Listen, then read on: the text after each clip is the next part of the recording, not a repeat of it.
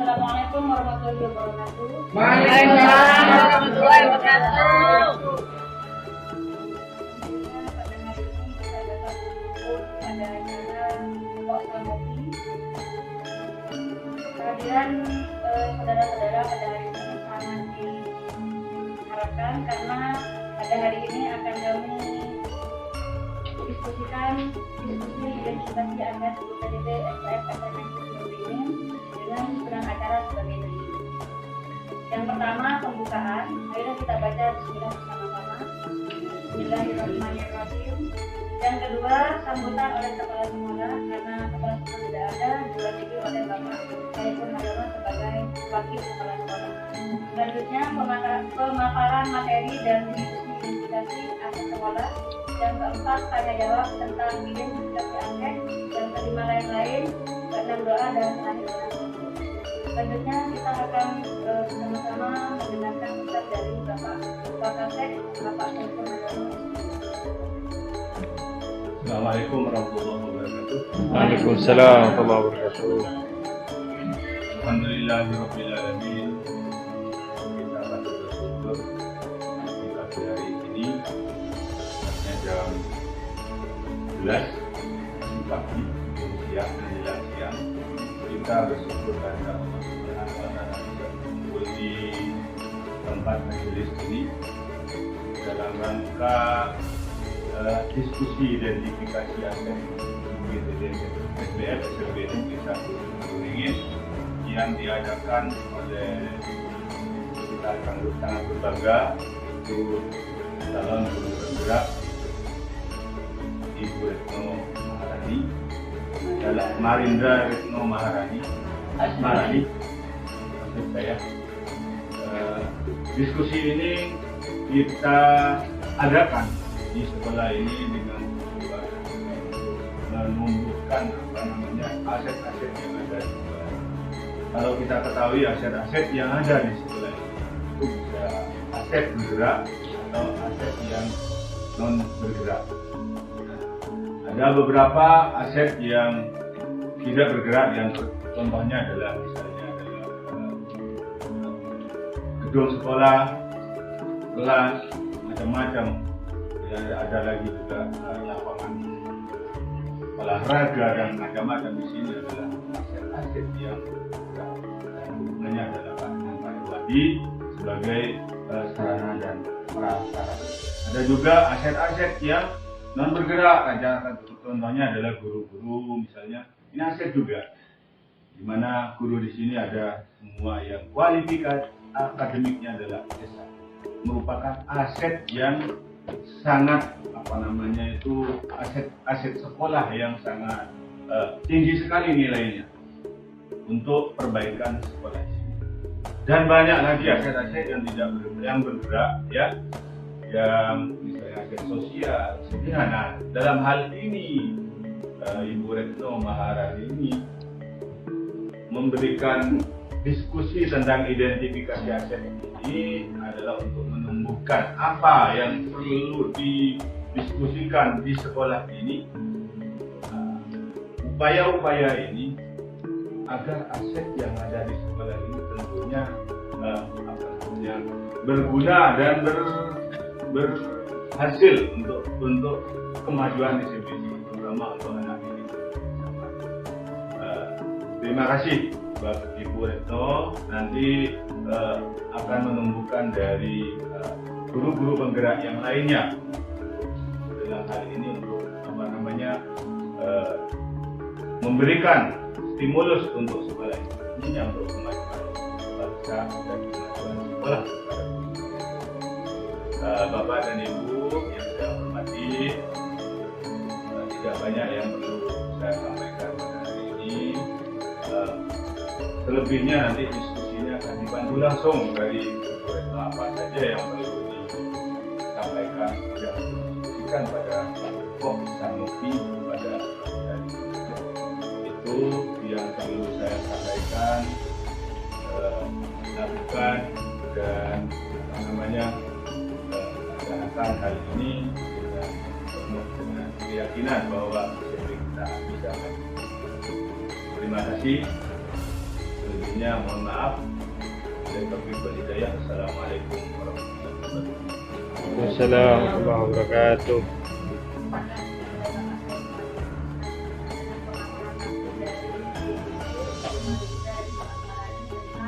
Materi dan diskusi nanti akan kepada beliau. Baiklah, terima kasih Tuan Kana sebagai pembawa acara hari ini. Assalamualaikum warahmatullahi wabarakatuh. Waalaikumsalam.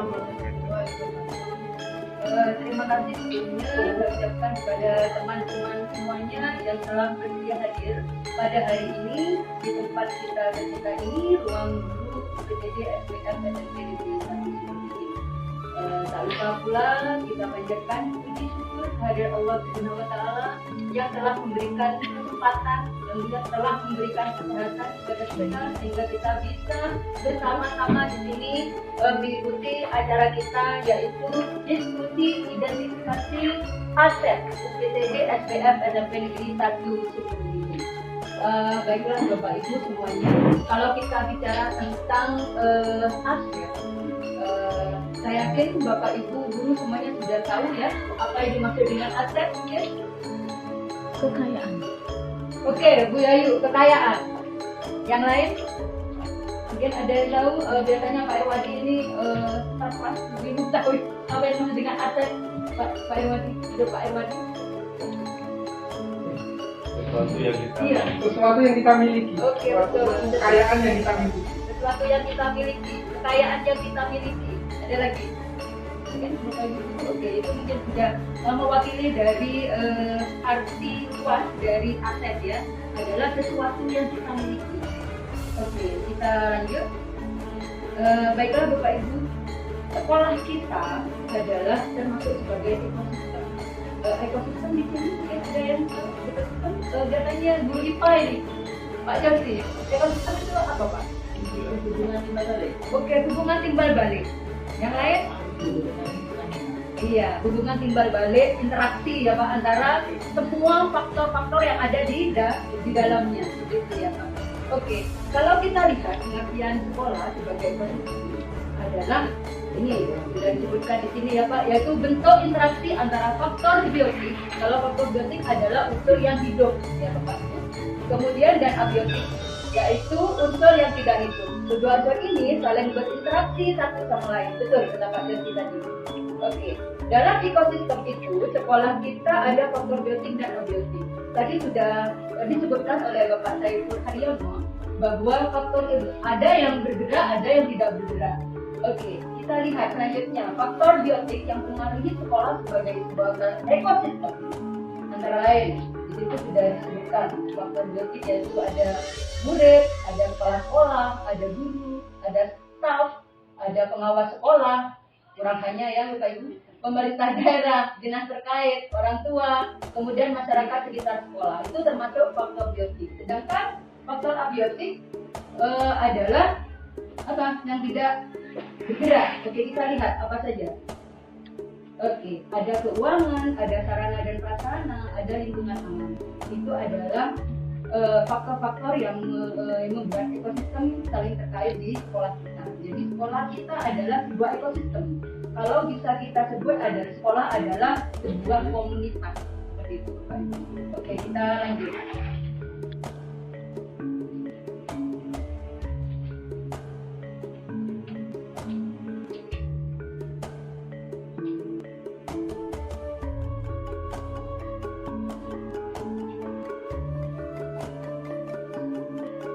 Oke, kita sebagai sebuah ekosistem mempunyai modal dasar atau aset. Sedangkan kita sebagai pemimpin dalam pengelolaan sumber daya adalah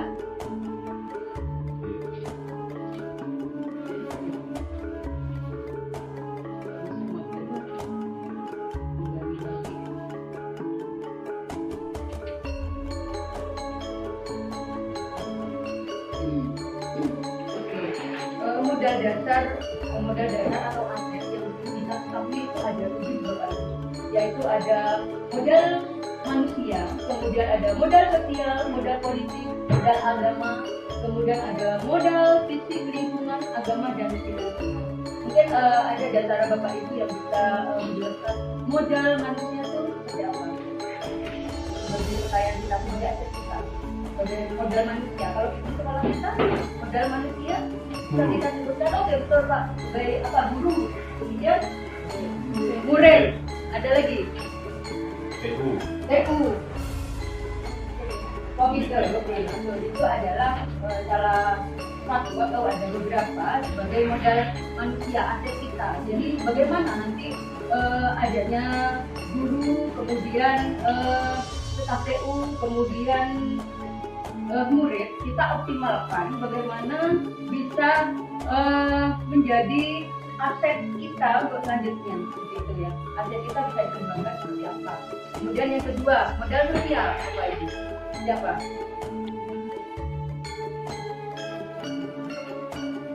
Hubungan manusia dengan orang tua. Manusia dengan Bapak, orang tua. Guru dengan sekolah dengan orang tua. bisa. Kalau kita lihat modal manusia itu contohnya seperti yang di depan Bapak Ibu. Itu ada pengawas dinas, kemudian ada guru-guru yang sudah berpendidikan S1, kemudian ada wali murid seperti itu. Pemanfaatannya juga contohnya bisa seperti yang ada di depan Bapak Ibu. Itu bisa dibaca, itu berkolaborasi dengan pengawas dan guru untuk memberikan sekolah dan belajar setiap pada murid itu adalah salah satu ada contoh dalam pemanfaatan aset. Kalau di sekolah kita Bapak Ibu aset apa? Ada guru yang berkualifikasi S1, kemudian ada yang sudah tidak semuanya sudah bersertifikat, sertifikasi. Ya. Kemudian seperti salah satu juga Devi sebagai apa Pak? Instruktur nasional ya, itu merupakan aset kita. Iya. Ada guru penggerak Bapak Thomas sebagai guru penggerak angkatan 4 dan koordinatornya sekalian. Koordinator angkatan 4 guru penggerak. Ada juga calon guru penggerak di SMP kita. Kemudian ada kualifikasi P3K ya. Kemudian ada guru PNS seperti itu ya. Kemudian ada lagi Bapak Ibu. Ada calon kepala sekolah. Ya Pak Saiful Haryono. Ada Pak Gianto. Ada Pak Wito. Itu adalah aset yang kita miliki sebagai aset manusia. Oke, sekarang modal sosial. Kalau kita lihat contohnya seperti yang ada di depan, nanti kita bahas aset kita seperti apa yang ada di sekolah kita. Oke, yang pertama itu ada aturan norma dalam masyarakat gotong royong dan religius. Kemudian ada kelompok profesi. Kemudian ada studi pemerintah maupun studi swasta. Itu ya Bapak Ibu. Nanti kita bahas di diskusi kita. Oke, lanjut. Ada modal politik. Selanjutnya ada modal agama. Ada modal fisik. Oke. Kalau modal fisik yang kita miliki apa Bapak Ibu? Di sekolah kita. Aduh. Oke, gedung. Ya, di situ ada bangunan lembaga pendidikan layak pakai. Apalagi? Aset kita, meja kursi. Meja kursinya sudah bagus ya Bapak Ibu guru di sekolah kita. Lumayan. Oke, lumayan. Oke, lanjut. Modal fisik. Iya, selanjutnya modal lingkungan alam. Kita kaya akan lingkungan alam ya, seperti pohonnya yang rindang membuat nyaman peserta didik kita. Kemudian apalagi modal lingkungan di sini disebutkan. Ya, ada area ijen geopark di lingkungan kita, Bapak Ibu. Itu sebagai aset kita dalam pembelajaran. Kita bisa mengkombinasikan, kita bisa mengintegrasikan ijen geopark itu dalam pembelajaran kita. Oke, lanjut. Modal finansial. Ini yang paling ini ya, modal finansial. Kalau sekolah kita, modal finansial kita hanya mungkin satu ya, Bapak Ibu, hanya dari bos. Ya, bahasana. Kita dari bos saja. Kalau dari yang lain, iuran siswa. Iuran siswa. Kita punya iuran siswa. Kita tidak menarik. Tidak ada. Ya. Berarti hanya yang utama dari satu itu saja, bos. Oke. Jadi kita pemanfaatannya hanya dari bos saja. Oke, seperti itu.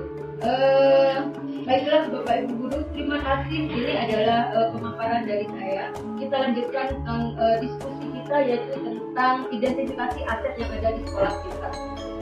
Oke, kita masuk sesi berikutnya. Sesi tanya jawab. Monggo Bapak Ibu guru yang mau bertanya, kita diskusi bersama. Salah satu saja. Ayo Bu. Iya, silakan untuk Abdul Somad. Monggo. Terima kasih direktur, luar biasa sekali kepala materinya hingga membuka wacana pengawala lingkungan kita.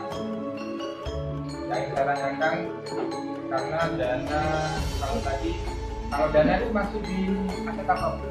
Kalau dana sementara ini kan finansial ya. Finansial ya. Iya. Yang kita tanyakan ketika kita tidak mampu menganggarkan dan anggaran dan program itu harus dilaksanakan, maka bagaimana manajemen aset itu agar kita mampu melaksanakan dengan anggaran yang minimal?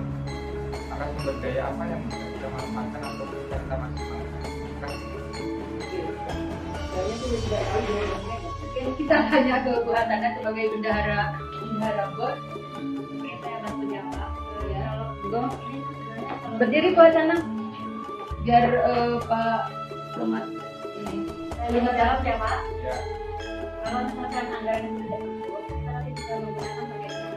Jadi dari pengembalian tidak bisa kita pikirkan anggaran. Tetap memang yang bisa kita lakukan itu adalah yang dianggarkan itu. Jadi kalau misalkan ada yang lebih kita pakai modal. Jadi kalau misalkan ada yang penting, kita tidak penting, kita isi dulu atau pengurusan. Jadi anggaran itu sudah pas. Kalau misalkan memang besar ya sudah. Kalau memang itu aneh jadi kita bisa.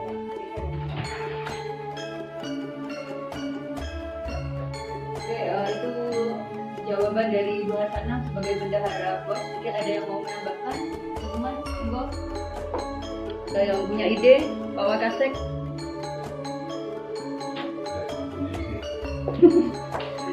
Oke, mungkin ada 2 pertanyaan lagi. Monggo kita jawab bersama karena diskusi. Mari kita duduk bersama, kita bicara bersama. Bahwa di sini sebenarnya kita hanya mengidentifikasi aset yang ada di sekolah. Begitu, Pak Somad. Oke, kita identifikasi dari modal manusia, modal fisik, modal budaya, modal agama. Kemudian ada 7 aset yang perlu kita tentukan identifikasinya di sekolah kita. Maksudnya disesuaikan dengan keberadaan sekolah kita. Aset apa yang akan kita kembangkan atau aset apa yang akan kita buat untuk pemanfaatannya ke depan untuk anak didik kita, untuk kesejahteraan sekolah kita. Oke, satu lagi pertanyaan. Monggo mungkin Pak Darsi atau Pak Herdian tadi sudah ini bersemangat untuk bertanya. Iya, silakan Pak Herdian. Oke, monggo berdiri Pak. Biar ketemu kalau bertanya. Biar ketemu kalau itu. Waalaikumsalam. yang saya tanyakan bagaimana aset-aset yang sudah lama itu model pelaporannya seperti apa?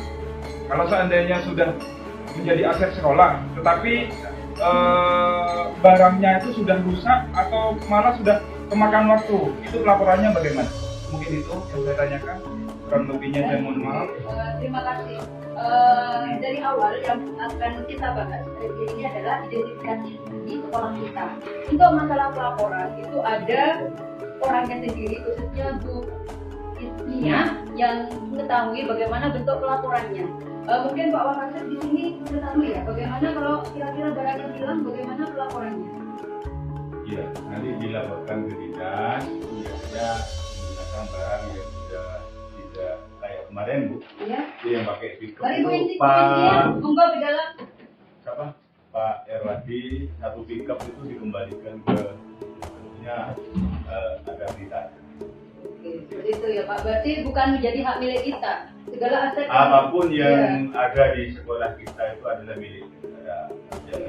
Jangankan yang besar, yang kecil pun tetap milik negara dan dikembalikan. Dan apabila ada kehilangan dari sekolah itu, setelah ada nomor seri dari aset yang ada, ini khususnya yang tidak bergerak. Nah, nanti ada nomor seri, ada nomor asetnya. Jadi kalau nomor asetnya itu hilang, maka sekolah akan harus mengganti. Seperti itu ya Pak. Oke, berarti Jadi sekecil apapun kita lakukan untuk hilang atau Rusak. rusak. Oke, seperti itu Pak Herdian. Karena yang kita bukan sudah menjawab, mungkin sudah clearly, sudah jelas. Oke, Sudah, jelas. thank you Sudah, once jelas. again. Satu kali lagi dengan Pak Somad yang lain. Tidak ada lagi, tidak ada lagi. Monggo Pak Somad. Ini sebenarnya materi sangat menarik sekali. Yang saya tanyakan tadi terkait dengan pemetaan aset. Kalau tadi ada program prioritas, sebelumnya ada aset prioritas. Jadi kalau dibedakan itu ada banyak aset, mulai dari aset biotik dan abiotik. Dan biotik abiotik itu dipecah lagi menjadi beberapa, jadi 7. Nah dari 7 aset itu tentunya kalau kita mau memperbaiki manajemen suatu lembaga itu ada mungkin yang harus kita definisikan aset mana dulu. Kalau misalkan sarana kita kurang, misalnya begitu, sumber daya alam kita terbatas, itu juga terbatas. Maka hal mana yang harus kita prioritaskan dari ketiga aset itu? Terima kasih. Oke, terima kasih atas pertanyaannya Pak. Memang kita harus memprioritaskan salah satu dari 7 aset yang ada, mungkin sebagai modal dasar ya, modal utama. Saya kira memang modal finansial ini sangat penting ya untuk kegiatan-kegiatan program-program kita agar berjalan lebih maksimal seperti itu ya. Skala apa yang harus kita prioritaskan? Monggo Bapak Ibu kita diskusikan. Iya, mungkin kita diskusikan pada hari ini. Kita prioritaskan pada modal atau aset apa yang penting di sekolah kita. Mungkin Bisa aset nambah, Bu. manusia mungkin ya, silakan. Dari yang dipaparkan dari semua tadi itu ada beberapa aset kita. Yang pertama dari manusia yang harus berubah itu. Dari kita itu harus berubah dari segi, kalau kita berubah dalam segi pengajaran itu penting gitu. Jadi kita harus berubah. Jadi dari apa? Ya kalau saya sejak jadi guru itu menggunakan RPP manual tulisan tangan berbaju kita harus berubah. Artinya dalam segi pengajaran di kelas pun, karena di era sekarang ini sudah zaman digital, digitalisasi, maka kita harus berubah besar. Jangan tetap menggunakan semacam pengajaran yang lama, konvensional. Jadi kita harus berubah segalanya. Pertama adalah aset manusia yang perlu kita tadi aset yang ada ada seperti itu macam itu ada hubungannya dengan finansial. Itu aja Pak Somad, mungkin tambahan saya. Ya, Bapak Somad silakan. Tanggapi Kita sendiri. sebenarnya diskusi, kita harus bersama ini ya, apa yang akan kita kuatkan, modal apa atau aset apa perlu kita kembangkan yang utama gitu ya, mencapai skala prioritas.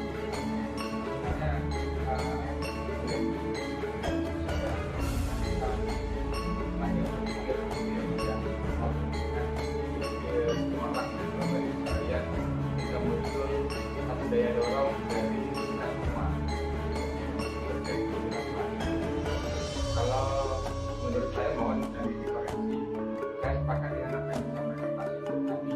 Jadi yang pertama yang harus kita benahi adalah, jadi kalau terkait dengan manajemen, berarti manajemen itu adalah berhubungan dengan manusia. Jadi tata kelola dari sekolah kita itu harus bagus. Setelah kita mau mengelola suatu sistem sumber daya manusia. Jadi kalau manusia itu mau mengatur kan harus ada ininya dulu kan Pak ya, harus ada manajemen yang jelas. Jadi kalau di sini ada tata tertib, ada undang-undang, itu harus kita kuatkan dulu. Setelah itu baru mengarah kepada manusianya atau proses daripada manusia itu sendiri. Ya kalau proses itu bisa terjadi bagus kalau kita ada mutu guru yang bagus. Gitu. Jadi mutu guru yang bagus ini dipengaruhi oleh manajemen dari suatu sekolah itu yang bagus. Sehingga outputnya adalah menghasilkan lulusan yang baik. Jadi korelasi dari tiga aspek ini, mulai dari manajemen, mutu guru, proses dan lulusan ini sangat keterkaitan. Jadi yang pertama mungkin yang harus kita benahi dalam sekolah kita adalah bagaimana manajemen kita itu harus tertib dulu, Pak. Tertib administrasi, tertib manajemen ini akan mengarah pada peningkatan mutu. Jadi setelah ini ketika mutu guru sudah bagus, maka akan menjadi daya dorong proses di suatu lembaga itu akan tinggi, sehingga ini akan berimplikasi kepada lulusannya. Gimana teman-teman, setuju ya? Oke, Saya kira betul apa yang dilakukan Mas ini. Jadi modal manusia seperti kita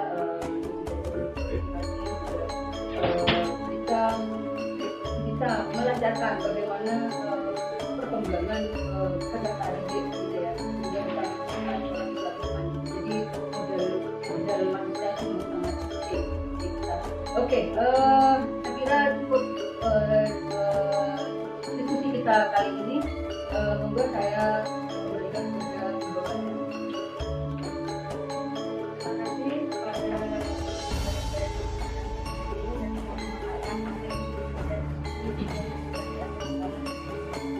semoga apa yang kita pelajari hari ini, apa yang kita berikan ada kita yang baik. Selanjutnya adalah untuk dan doa. Pak Josi, Kepada Pak Tadi dipersilakan. Pak Josi monggo berdoa saja. Silakan Pak Josi.